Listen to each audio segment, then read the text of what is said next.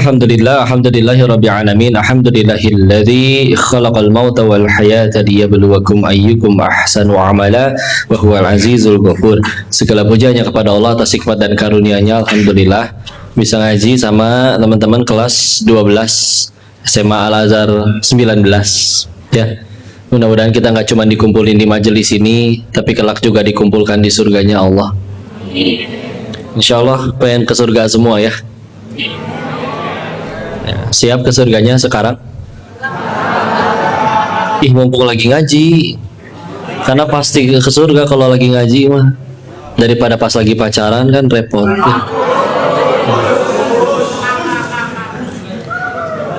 Salawat salam semoga selalu tercurah kepada junjungan kita baginda Rasulullah Muhammad sallallahu alaihi wasallam beserta para keluarga dan sahabat-sahabatnya, dan semoga Allah sanggupkan kita istiqomah meniti sunnah-sunnahnya insyaallah. Salam takzim kami kepada semua teman-teman yang hadir, para guru, para ustadz, para asatiz, Ustadz Habib Yusron, Ustadz Zaki, Masya Allah, Alhamdulillah sehat selalu semuanya. Bismillah ya. Dan kita di sini lagi udah hari kelima ya, seperti ya. Oh keenam, maaf, sudah hari keenam, alhamdulillah. Meskipun nggak tahu ada umur atau enggak sampai nanti hari ke-14 ya, karena ya nggak ada yang tahu, bismillah. Dan tapi justru mengingat bahwa bisa saja kita pulang kapan saja, itu adalah kebaikan ya. Dan kita pengen fokusnya bahasa ke Al-Quran, tapi sebelum itu kau pengen kasih data dulu ya, data bagaimana pemuda itu kehebatannya di dalam Islam. Contoh 10 sahabat yang dijamin surganya, kita tahu ya ada 10 sahabat yang dipastikan surganya, ada 10. Itu 7 diantaranya umurnya di bawah 30 tahun. 7 dari 10 umurnya di bawah 30. Lebih dalam lagi, 5 dari yang 10 itu umurnya di bawah 20 tahun ya. Jadi ada orang-orang yang sudah masih belasan tahun tapi sudah dijamin surganya oleh Allah dan Rasulnya ya.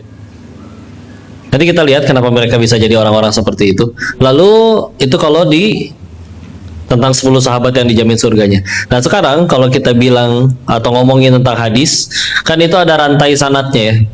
Dan sebelum dari tabiin nyambung ke Rasulullah, pasti harus lewat sahabat dulu. Dari semua sahabat yang ada, semua hadis yang ada, dan sahabat Nabi ada banyak, tapi dari semua sahabat itu semua hadis itu hanya diriwayatkan dari 67% dari sahabat yang muda ya. 67% dari semua hadis itu diriwayatkan dari 7 orang saja ya. 4 dari Mekah, 3 dari Madinah. Kok sebutin namanya agak cepat, silahkan kalau mau dihafal. Yang dari Makkah ada 4. Yang satu Abu Hurairah meriwayatkan hadis sahih sekitar 5.374 hadis. Padahal kenal nabinya 3 tahun sebelum Nabi wafat.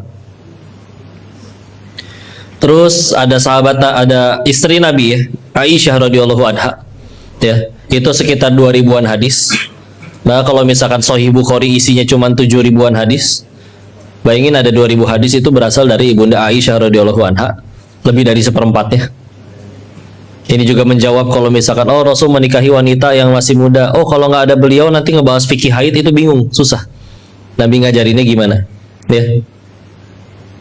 Terus yang 2 lagi ada Ibnu Abbas, sepupu Nabi. Ini kenal nabinya umur 8 sampai 12 tahun, berarti kelas 2 sampai kelas 6 SD.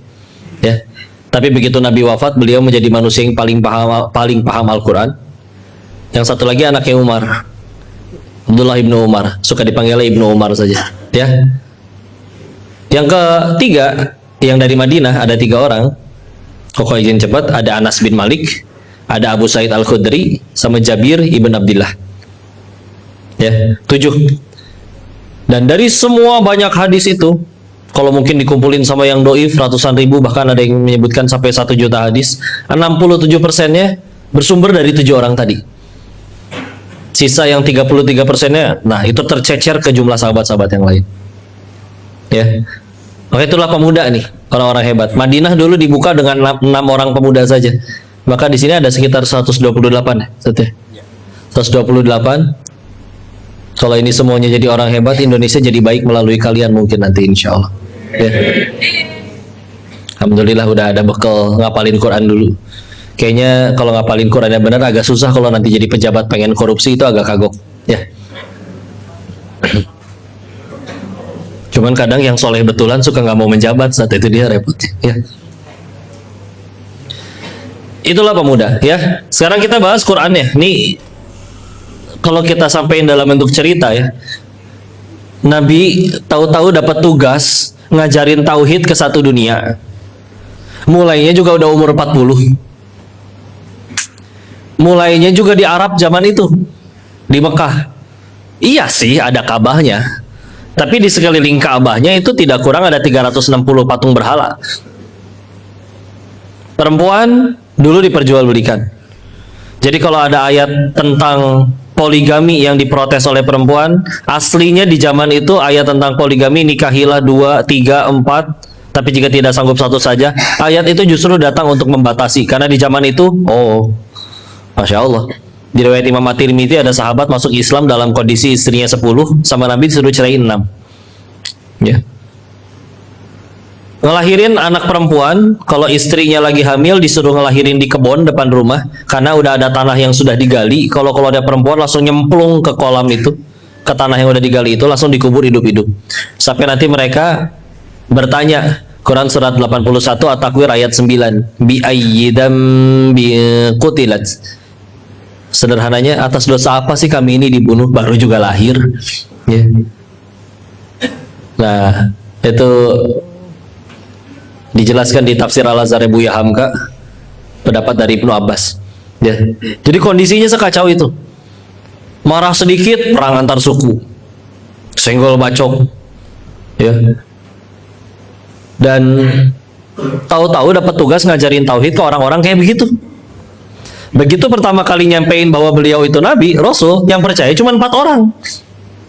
Satu istrinya Khadijah radhiyallahu anha, satu lagi sahabatnya Abu Bakar As-Siddiq radhiyallahu anhu, sama anak kecil 2 orang, Ali bin Abi Thalib sama Zaid bin Harithah. Tuh 4 orang yang tanya, yang percaya ya. Terus loncat 23 tahun masa kenabian beres, Nabi wafat, satu jazirah Arab itu sudah muslim semua. Kita lihat before dan afternya dulu ya. Afternya satu jazirah Arab sudah muslim semua. Kalau kau bilangnya satu jazirah Arab itu bukan Mekah dan Madinah aja ya, karena sekarang jadi 7 negara jazirah Arab itu. Arab Saudi, Oman, Yaman, Qatar, Uni Emirat Arab, Bahrain, Kuwait. Itu udah muslim semua. Negeri lain dibuka jadi negeri Islam, mereka minta ahli apapun ke Madinah, Madinah punya. Ahli perairan kah, ahli bangunan kah, menunjukkan Nabi nggak cuma ngajarin ngaji doang. Ya. Apalagi jumlah sahabat. Dulu nggak ada sensus, maka kita ikut pendapat para imam. Contoh Imam As-Suyuti atau Imam Abu Nu'aim Al-Asfahani, penulis kitab Hilyatul Auliya ya. Kurang lebih sekitar 120 ribuan sahabat. 120 ribu. Kadang kalau dipikir lagi, punya anak satu aja dididik selama 23 tahun, yakin jadi soleh? Wallahu a'lam. Terus ini gimana ceritanya? Selama 23 tahun, yang tadinya yang percaya cuma 4 orang, menghasilkan 120 ribu orang. Yang mereka pergi kemanapun, bukan terpengaruh negeri yang baru, tapi satu sahabat bisa mempengaruhi satu negeri lainnya. Padahal dulunya ada yang raja perampok, namanya Jundub bin Junadah, lebih dikenal dengan nama Abu Dzar Al-Ghifari. Tukang rampok itu dulunya. Ya, gak peduli masa lalunya seperti apa. Karena cahaya Quran, jadi orang hebat. Ya. Maka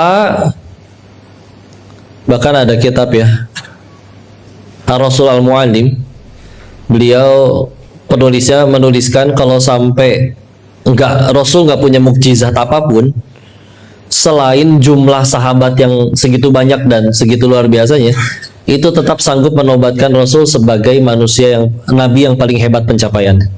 Ya. Imam Malik bin Anas, gurunya Imam Syafi'i, sampai mengatakan kalimat yang maknanya siapapun, kapanpun, dimanapun,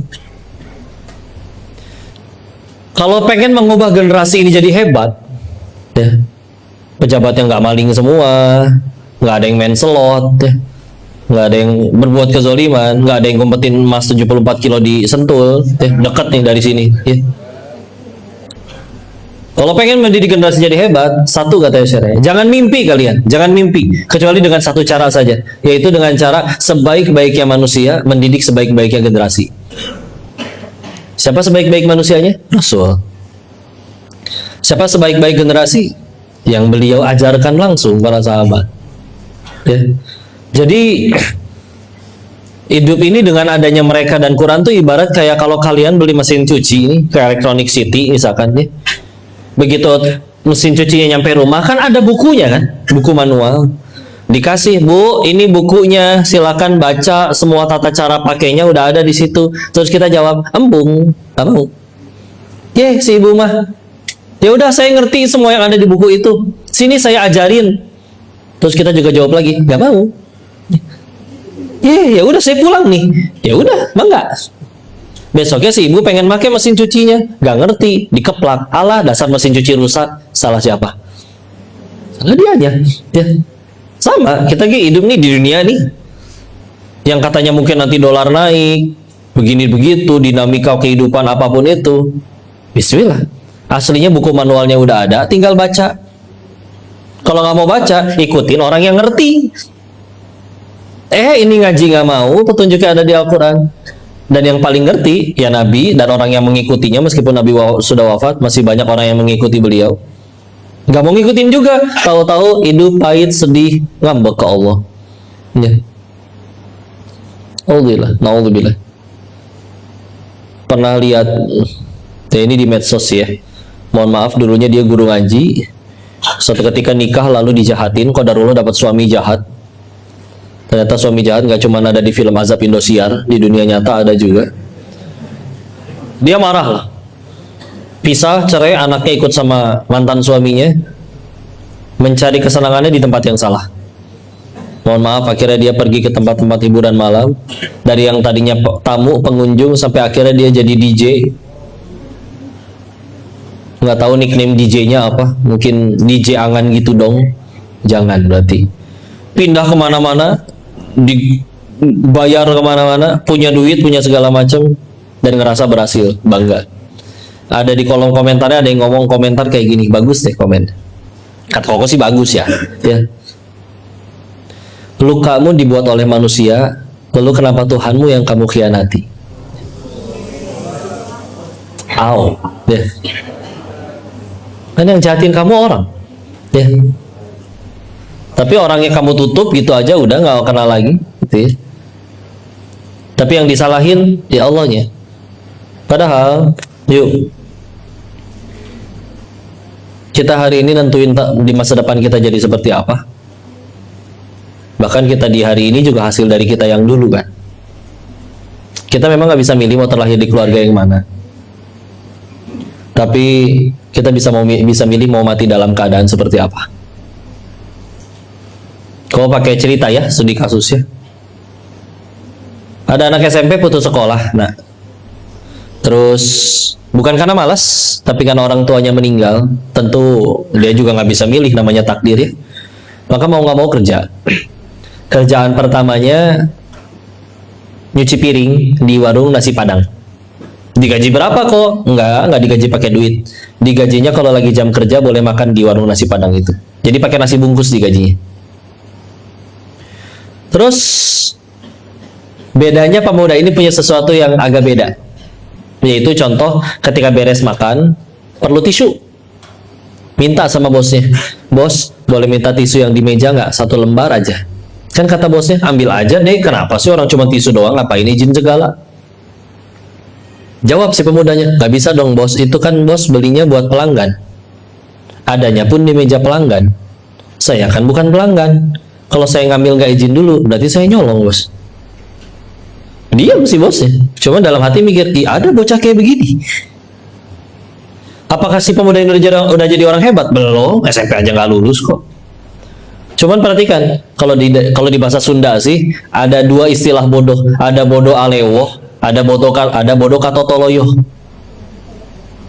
Pernah dengar? Ya udah pakai bahasa kalian ya. Ada yang namanya ignorance. Ada yang namanya stupidity. Apa bedanya? Ignorance teh bodoh, tapi dia tahu dia bodoh. Jadi nanya melulu. Senang belajar. Pengen nyari tahu. Dan uniknya, kalaupun ada seorang ulama yang kita akui keilmuannya, uniknya mereka masih selalu merasa diri mereka bodoh. Ya. Itu ignorance. Ada satu lagi, stupidity. Stupidity ini agak repot ya. Karena kalau stupidity ini mah nggak semua bodoh, udah mah bodoh, nggak ngerasa bodoh lagi. Dikasih tahu teh ngambek gitu. Ini agak repot orang kayak ini. Orang kayak gini suatu saat naik mobil nabrak tiang listrik, yang salah tiang listrik kata dia. Siapa sih yang naruh tiang di sini? Ya. Seluruh dunia pernah salah kecuali dia. Dia nggak bisa salah. Ya. Kebenaran adalah dirinya. Ini repot akibat dari kesombongan. Ya. Maka ya udah si pemuda ini masih bodoh, namanya juga SMP nggak lulus, tapi bisa belajar kan.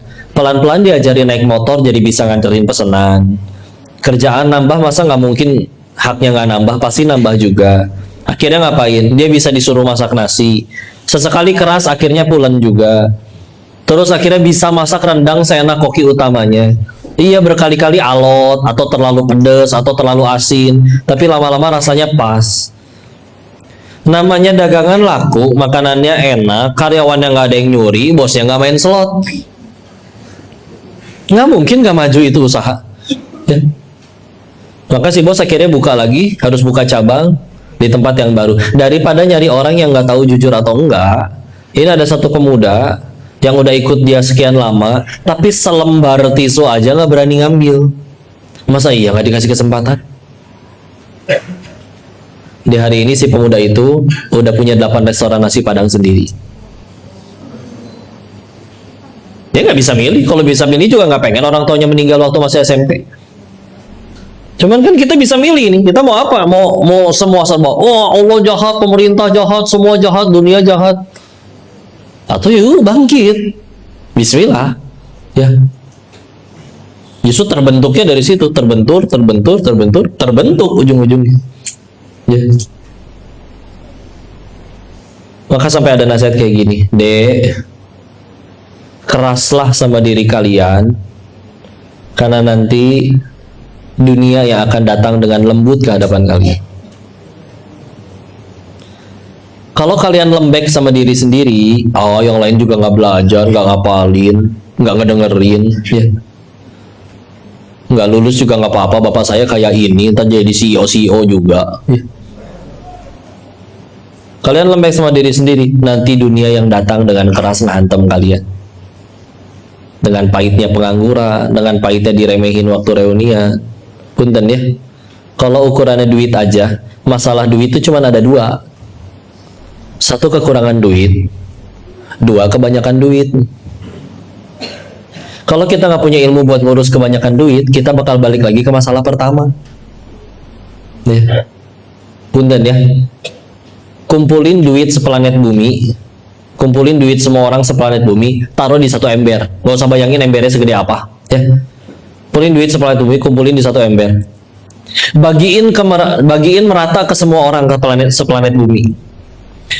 Misalkan ternyata tiap orang dapat 50 juta. Yang punya triliunan miliaran balik lagi jadi punya 50 juta. Yang tadinya banyak utang, dia jadi punya duit 50 juta. Semua sama rata. Tunggu 10 tahun lagi, akan ada orang yang tetap jadi miliuner, akan ada tetap yang bangkrut dan punya banyak utang. Yang bedain apa? Ya kita aja. Mau jadi apa nih? Ya. Dalam Islam kita lihatnya berarti gimana? Demi Allah kita butuh Allah, teman-teman. Kita pasti cari Allah, kita pasti datengin Allah. Tapi kan 2 pilihannya. Mau datangnya dengan sukarela atau harus diseret dulu. Jadi yuk, aslinya pengen sukses mah gampang. Nurut sama yang bikin kita sukses. Udah. 2 sih. 1 nurut sama Allah, 2 nurut sama orang tua. Ya. Qurannya gimana kok? Bismillah. Pegangan itu. Ya. Dan dari kita udah tahu Nabi bisa sesukses itu dakwanya. Apa yang didakwain? Isi Al-Quran. Kok dia mah menghafalnya cepet? Dan ada juga santri nanya, ada santri kelas 3 4 SD ya. Kenapa teman saya menghafalnya cepat? Padahal sholat jangankan yang sunnah, yang wajib aja bolong-bolong. Tapi sehari bisa nambah hafalan, bisa nambah hafalan sampai 4 halaman. Hafalan baru ya, ziyadah. Sedangkan saya udah 5 waktu ditambah yang sunnah, tapi sehari nambah setengah halaman pun sulit. Kenapa dia menghafalnya berhasil, saya menghafalnya gagal? Guru kami waktu itu jawabnya kayak begini.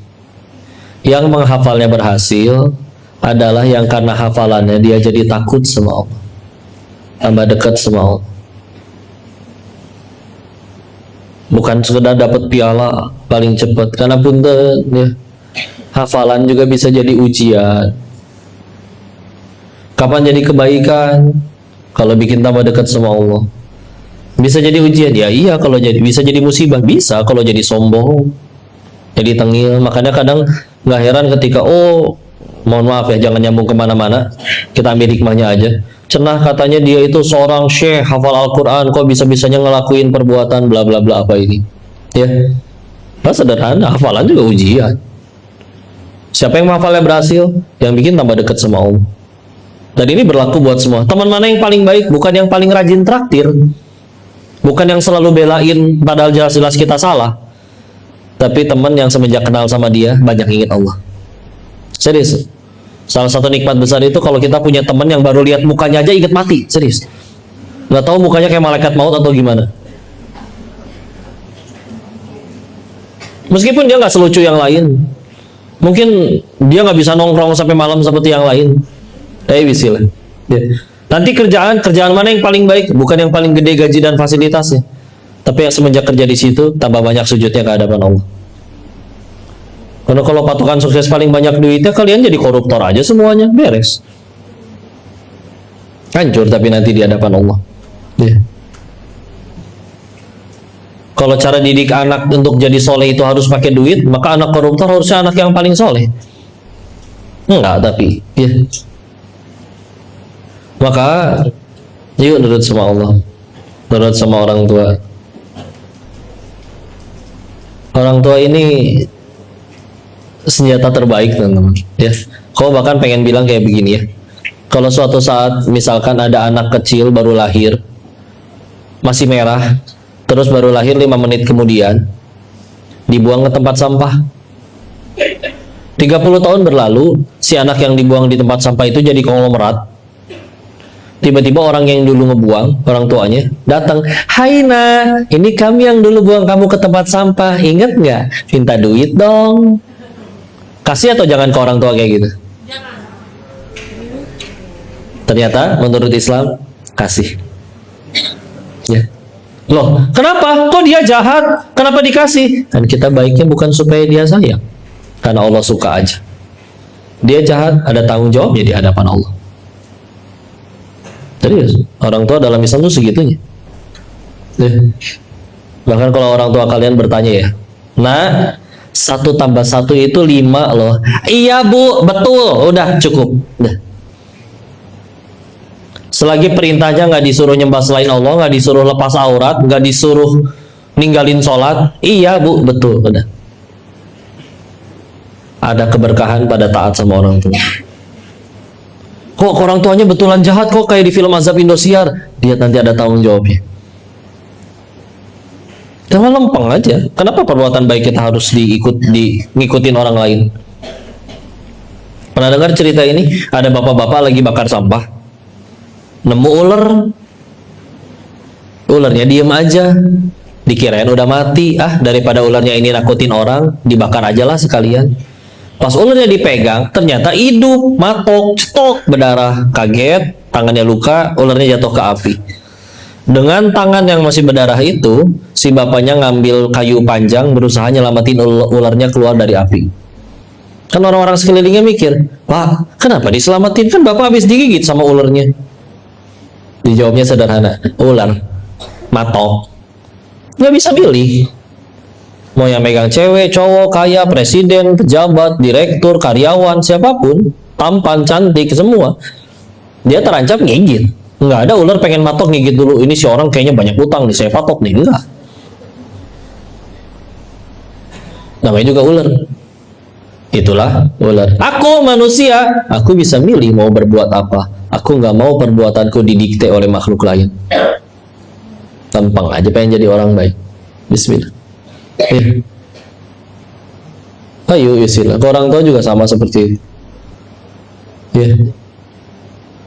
Lalu kalau suatu saat kalian lagi sholat duha, udah tasyahud nih, bentar lagi salam, dipanggil, nak, batalin, datengin. Serius, taunya dipanggil, enggak nak, iseng doang, nggak apa-apa, masih bisa sholat lagi. Karena kalau secara hukum, wajib ke Allah, sama wajib ke manusia, dahuluin wajib ke Allah. Ini kan lagi sholat sunnah. Ya kecuali darurat ya, tahu-tahu kesiram air panas, minyak panas, ya itu silakan dibatalin. Tapi kalau cuman ya nah ambilin gunting di laci ya, kita lagi sholat beresin dulu. Tapi kalau sunnah batalin. Sunnah ke Allah sama sunnah ke manusia, sunnah ke Allah sama wajib ke manusia ya, birrul walidain dahuluin wajib ke manusia. Ya. Bismillah. Senjata terbaik doa dari ibu. Banyak sekali kisah tentang itu, tapi salah satu bukti tolak ukur orang ini menghafalnya berhasil kan salah satunya pasti makin baik ke orang tuanya. Makin santun. Ada yang tahu Ustaz Adi Hidayat? Tahu. Salah satu amalannya beliau itu, kalau ibunya nyeletuk atau minta sesuatu apa, contoh di jalan, ih bagusnya mobil itu nah, itu mobil besok udah harus ada di rumah. Masalah nanti, enggak nah, udah nggak perlu, mau dijual lagi urusan si mama. Tapi ibunya minta apa? Kasih. Dan enggak langsung mobil kok teman-teman. Ada yang mulai dari martabak dulu, atau cilor dulu ya, atau seblak dulu. Tapi ya keselagi kita bisa kasih buat orang tua, besok usahain udah ada. Jadi sisanya Allah yang tolong. Ada keberkahan. Kalau emang standar untuk jadi sukses nanti cuman sekedar kerja paling keras, harusnya tukang batu yang gotongin dan getokin batu itu paling sukses. Tapi kita kan kenal yang namanya istilahnya kerja cerdas dan lain-lain. Dan di luar itu juga ada pertolongan Allah dong. Mau sepintar apapun kita, Allah nggak tolong. Yang sekedar pinter maling juga pada pinter. Kalian belajar di sekolah, orang tua nyokolain kalian biar supaya pinter katanya. Apa tujuan pendidikan dalam Islam buat bikin pinter? Enggak. Kalau sekedar pinter, koruptor pinter. Dan di luar sana pun ya, ada orang yang dia bahkan nggak beriman, bahkan nggak percaya Allah itu Tuhan. Pinter ada, suruh ngapalin 500 digit angka bisa hafal coba. Di hari kita kadang ngapalin nomor handphone sendiri aja lupa melulu.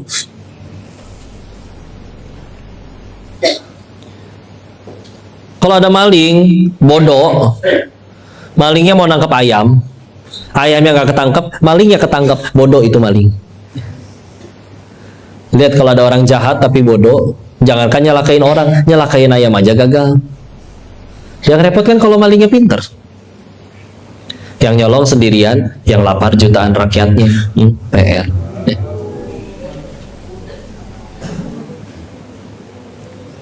Jadi pinter doang, enggak apa pendidikan dalam Islam bikin enggak pinter. Nih, cerdas, ilmu itu nggak tergantung IQ teman. Hafalan kalian nanti berapa juz itu terserah Allah, bukan tergantung IQ, tapi tergantung sang pemilik ilmu ridho nggak nitipin ilmunya di kepala kita. Nah.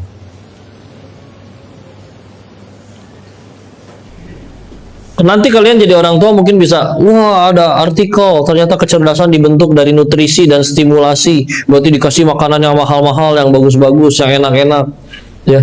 Tapi udah lewat, kalian mau udah SMA, kita nggak bisa mundur lagi. Mana mas salmon? Nggak bisa, ya. Lagian udah kepalang lidahnya doyan seblak, udah nggak doyan salmon juga, ya. Nggak bisa mundur lagi. Maka ya udah nih, udah kecerdasannya segitu. Tapi itu dia gimana Allah punten ya, hafalnya 1 juz tapi niatnya lillahi ta'ala, benar-benar menghafalnya untuk Allah, Bismillah.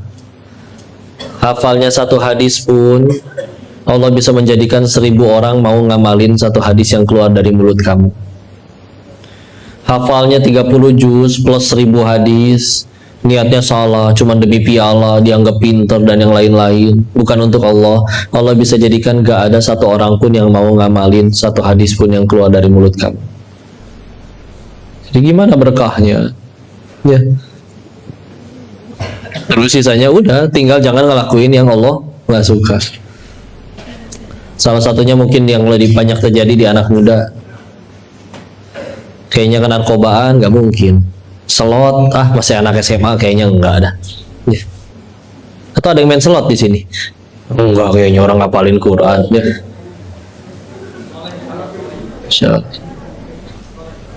Masalah selanjutnya apa paling? Yang pacaran ada? Yang pacaran angkat tangan, cu. Nggak ada yang angkat tangan. Pertanyaannya kalau ganti ya. Yang kalian tahu kiri atau kanannya punya pacar, tolong bisikan astagfirullah di telinganya. Oke.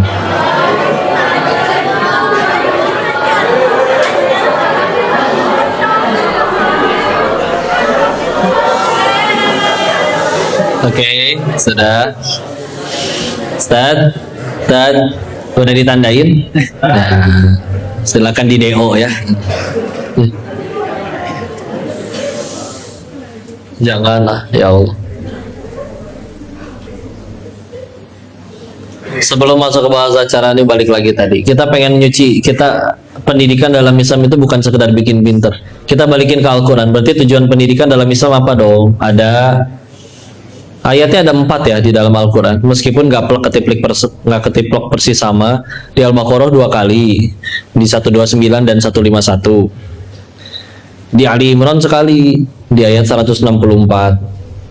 Terakhir di Al-Jumu'ah sekali, di ayat nomor 2-nya. Al-Jumu'ah ayat 2. Kita ambil dari yang Al-Jumu'ah aja ya. A'udzu billahi minasyaitonir rajim. Bismillahirrahmanirrahim. Huwallazi ba'atsa fil ummiyina rasulan minhum yatlu 'alaihim ayatihi wa yuzakkihim. Dialah Allah yang menurunkan Rasul dari kaum kalian sendiri untuk membacakan ayat-ayatnya dan untuk menyucikan jiwa. Apa Rasul datang ke orang kafir Quraisy pengen bikin mereka pada pinter gitu? Enggak, udah pada pinter mereka. Mereka jago dagang. Ila fihim rihlatash syita. Ya, mereka kalau lagi musim panas mereka pergi ke utara ke negeri Syams, cuan. Musim dingin pergi ke selatan ke negeri Yaman, cuan. Pinter. Terus Rasul datangin mereka pengen bikin mereka pinter, udah. Tapi ternyata pengen menyucikan jiwa. Maka sama, ini yang hafalannya berhasil nanti bukan yang paling banyak, tapi yang dengan hafalannya tambah takut sama Allah, tambah dekat sama Allah. Hebat, sukses, berhasil bukan karena kitanya yang jago hebat, tapi karena Allah yang Allah. Tugas kita mantesin diri biar ditolong Allah, selesai.